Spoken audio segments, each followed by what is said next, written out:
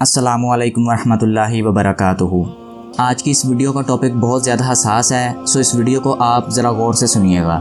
پچھلے چند دنوں میں سوشل میڈیا کے اوپر ٹاپ ٹرینڈ بنا ہوا ہے کہ بینکس کا بائیکاٹ کیا جائے، اور اس کی وجہ بھی آدھے سے زیادہ لوگ جانتے ہیں کہ بائیکاٹ کیوں کیا جا رہا ہے۔ پاکستان کی وفاقی شرعی عدالت نے سود کا نظام ختم کرنے کے لیے جو فیصلہ دیا تھا، تو اس فیصلے کے خلاف تمام پاکستان کے بینکس اکٹھے ہو کر سپریم کورٹ میں انہوں نے اپیل کر دی ہے کہ وفاقی شرعی عدالت سے کہا جائے کہ اپنا فیصلہ واپس لے، اس نظام کو ایسے ہی چلنے دیں جیسا یہ چل رہا ہے۔ بہت ہی افسوس کے ساتھ یہ بات کہنی پڑ رہی ہے، یہ عمل اس ملک میں ہوا ہے جس ملک کو اسلامی جمہوریہ کے نام سے یاد کیا جاتا ہے۔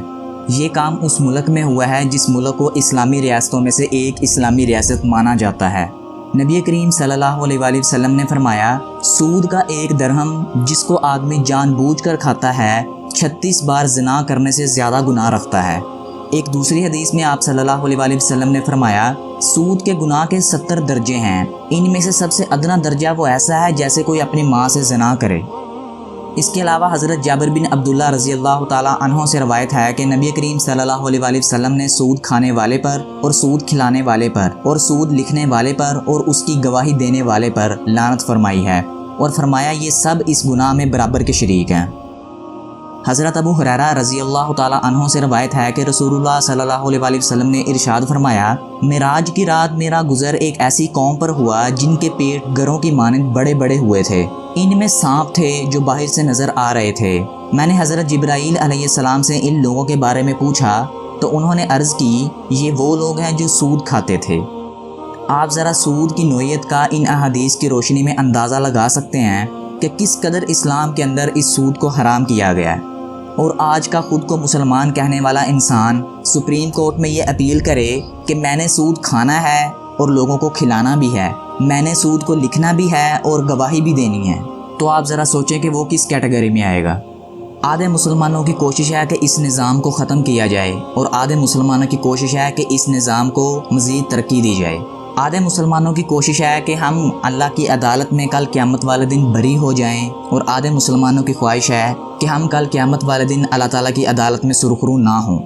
اللہ تعالیٰ نے سورۃ بقرہ میں ارشاد فرمایا کہ اے ایمان والو، اللہ تعالیٰ سے ڈرو اور جو سود باقی رہ گیا وہ چھوڑ دو اگر تم سچ مچ ایمان والے ہو۔ اگر ایسا نہیں کرتے تو اللہ تعالیٰ سے اور اس کے رسول سے لڑنے کے لیے تیار ہو جاؤ۔ ہاں، اگر توبہ کر لو تو تمہارا اصل مال تمہارا ہی ہے، نہ تم ظلم کرو اور نہ تم پر ظلم کیا جائے گا۔ ان آیات سے واضح ہو رہا ہے کہ جو سود کھاتا ہے، اس کا مطلب یہ ہے کہ وہ نبی کریم صلی اللہ علیہ وآلہ وسلم اور اللہ تعالیٰ سے اعلان جنگ کرتا ہے، اور آج کا مسلمان سپریم کورٹ میں جا کے یہ اپیل کرتا ہے کہ میں نے اس نظام کا حصہ بننا ہے۔ وفاقی شرعی عدالت سے کہا جائے کہ اپنا فیصلہ واپس لے، اس نظام کو ایسے ہی چلنے دے جیسے چل رہا ہے۔ کبھی کبھی تدبر کرنے والا انسان یہ نظام دیکھ کر بہت زیادہ حیران اور پریشان ہو جاتا ہے کہ ایسے تمام کام اس ملک میں ہو رہے ہیں جس ملک کو ایک اسلام کی بنیاد پر قائم کیا گیا، اور آج اسی ملک کے لوگ یہ چاہ رہے ہیں کہ ہمارے ملک کے اندر اسلام کا نہیں، یہودیت اور عیسائیت کا نظام چاہیے۔ آپ خود سوچ سکتے ہیں کہ جو اللہ تعالیٰ سے اعلان جنگ کرتا ہے اس کا حال اس دنیا میں اور آخرت میں کیا ہوگا۔ تاریخ بری پڑی ہے کہ جنہوں نے اللہ تعالیٰ سے اعلان جنگ کیا ان کا حال عبرتناک ہوا۔ اللہ تعالیٰ ہمیں عمل کرنے کی اور سمجھنے کی توفیق عطا فرمائے۔ اللہ تعالیٰ تمام مسلمانوں کو اس لعنت سے محفوظ فرمائے۔ اپنا اور اپنے پیاروں کا بہت سارا خیال رکھیے گا۔ میں ملوں گا آپ سے نیکسٹ ویڈیو میں، تب تک کے لیے اللہ حافظ۔